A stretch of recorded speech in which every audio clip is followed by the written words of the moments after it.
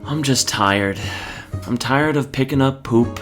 I'm sick of single-room puzzles moonlighting as mini-dungeons. I've had it with sprinting over vast plains of nothing and knowing exactly what's around the corner. I'm at my limit with having no linear Zelda story, despite Zelda never truly having the best story, I'll admit. I want real dungeons. I want satisfying traversal with unexpected surprises around the corner. I want open-world activities that I actually want to engage in. I want a freaking cute postal system that immersively weaves its way into the world building. I guess I just miss.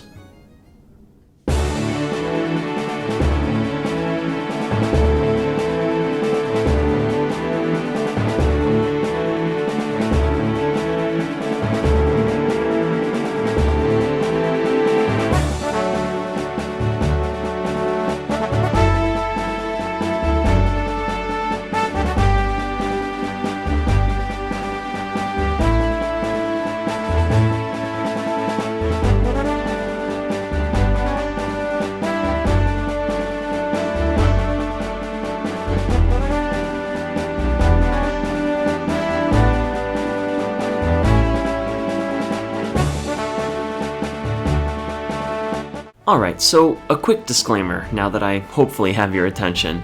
And please put away the pitchforks, because I love Breath of the Wild, and I like Tears of the Kingdom. These games push the limits of what an open world is, what it can do, and how far it can expand. I even made a video essay gushing over the meditative energy that Breath of the Wild has, that made me view not only the world of Hyrule in an appreciative way, but also the real world that we live in. That's the kind of impact that the Wild Hyrule had on me as a player and as a person.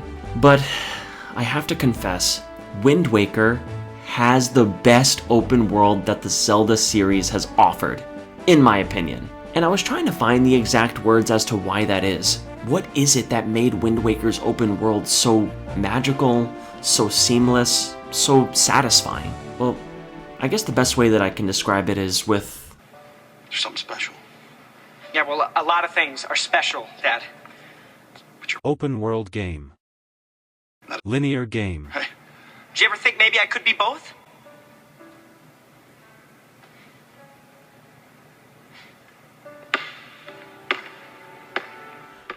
One of the aspects of Wind Waker's open world that I loved so much was how smoothly it made the open world a part of its story, and kind of showed how a good linear story can enhance an open world experience. When exploring the Great Sea, there were certain creatures and landmarks that I would pass by on my way to sailing to wherever I was going, and I would think, probably not important. The fish that I see repeatedly jumping out of the water outside each island, probably just side content or a cute optic. This tornado frog that always manages to know where I'm going and oh my god, not again!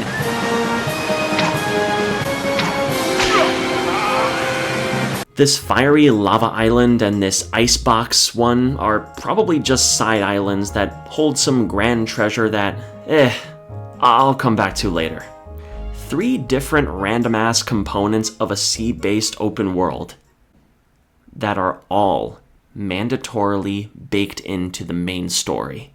Because you see, you can't get to the entrance of Gale Isle due to the heavy wind, nor can you lift this heavy-ass stone on Headstone Island. These 2 islands are important because they are the access points to both the Wind and Earth temples, respectively. Remember those random flopping fish I was talking about? Those are actually talking fish called fishmen who happen to be experts on the contents and secrets of each island you visit. You give them a little bait, and then they give you the information you seek. They tell you about how and where you can get certain items to be able to withstand the strong wind, as well as lift the headstone.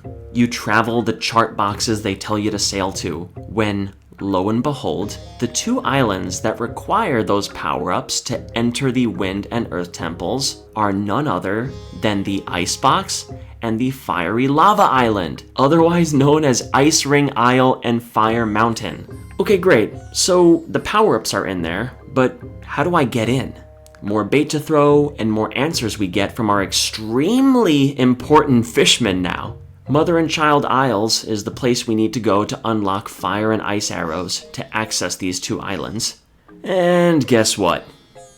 you can't get in.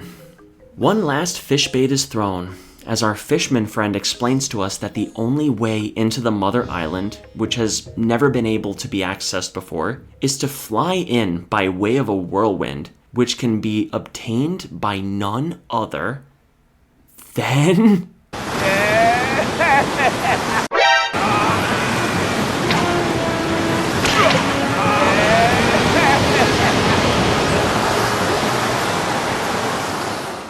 So I know I was a little facetious with this, but this is just one interconnected example that exemplifies how this game uses its side content in the open world and bakes it into the story, which, to me, just really makes the world building top-notch. It shows that these creatures and places were made with intention and significance, and I know this is taken to a bit of a negative degree with the Triforce charts and finding sunken treasure sometimes. Trust me, that shit sucked. But at the end of the day, I really appreciated the effort in using the Great Sea and its creatures and islands to come together in fleshing out the story. And there are numerous other examples of this scattered throughout the game. Now, I know that the linear story working in tandem with an open world is one of the reasons why this game and this sea were so special.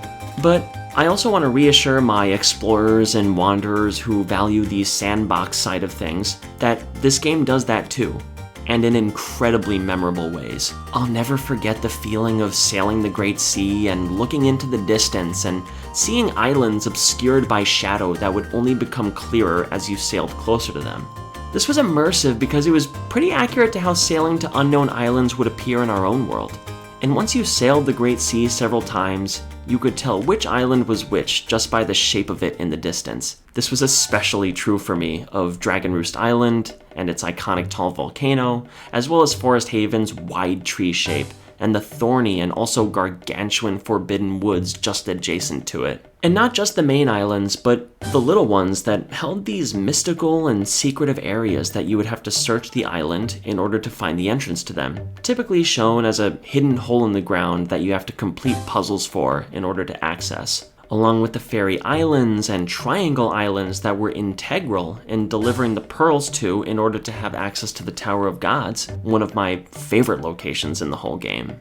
Just the feeling of this colossal tower sitting under the depths that I had probably passed 1,000 times just really amazed me for some reason. And when you're able to access Hyrule Castle underwater, I would sometimes as a kid just float over it and be awestruck that the whole land of Hyrule was directly underneath my tiny dragon boat. And the locations you visited and the populated islands were just so full of life. From the kids following you on Windfall Island like a bunch of miscreants, to the cozy beetle ship that I would always stop into whenever I saw him on the sea, and the fact that he would stop for you whenever you sailed near him. I also remember knocking over this dude's fancy vases on Windfall Island. After breaking one, he tells you to stop and gives you a warning. But of course, I kept breaking them, and he tells you that each one will now cost 10 rupees that you break, and if you don't have the money by the end, he kicks your ass out with some telekinesis in a fit of rage. The NPCs were brimming with personality and managed to do something to me that doesn't happen in many games anymore, and that is a desire to talk to NPCs. One last thing I'll mention is the coziness of the postal system. Not sure why I loved this as much as I did. Aside from the attention to detail and having different islands have different rupee prices due to location, there was a certain hominess and immersion to the postal system that made the divided and oceanic world of Wind Waker feel very connected. Whether it was being the deliverer of love letters between Maggie and a moblin she met at the Forsaken Fortress while kidnapped in one of the most hilarious side quests I've ever played in a game, to the letter from your little sister Aryll, who goes into extensive detail about all the pirates she's meeting on Tetra's ship, gushing over each of their personalities in the same way any excited little kid would do to their older sibling. She even gives you money in the letter from chores that she's been doing on the pirate ship. Oh, just the care in these little things is just amazing to me. And I just want to cap off with a quick note about the traversal in the open world of Wind Waker. Long story short, I think it's one of the most satisfying and magical traversal systems in all of Zelda. Whereas the running and horse riding scheme was fantastic, especially in Twilight Princess, I really did love the use of wind and the speed of the dragon boat when using the Wind Waker, along with the transcendent scenery and skyboxes and sunsets and sunrises that you would see during your travels. I usually like to rate a game's traversal system based off of one thing: to fast travel or not to fast travel. For instance, in the Insomniac Spider-Man games, I never wanted to fast travel due to the addictive and adrenaline-rushing web-swinging mechanics, and how it just scratched that itch in your brain when swinging and tricking across NYC. But along with the satisfaction of sailing that people claimed was kind of boring, I disagreed. The game did a great job at sprinkling little islands, watchtowers, minigames, treasures, fairies, withered trees to rejuvenate, and creatures for you to meet in order for the player to want to experience the variety of this world. I would get a certain FOMO if I used the Ballad of Gales to get windswept to another island, and games like Spiritfarer have adopted similar traversal systems on oceanic open worlds due to the groundbreaking and scenic system that Wind Waker developed. And once again, the meditative nature of the sailing was something that just went beyond traversal. It was transcendent.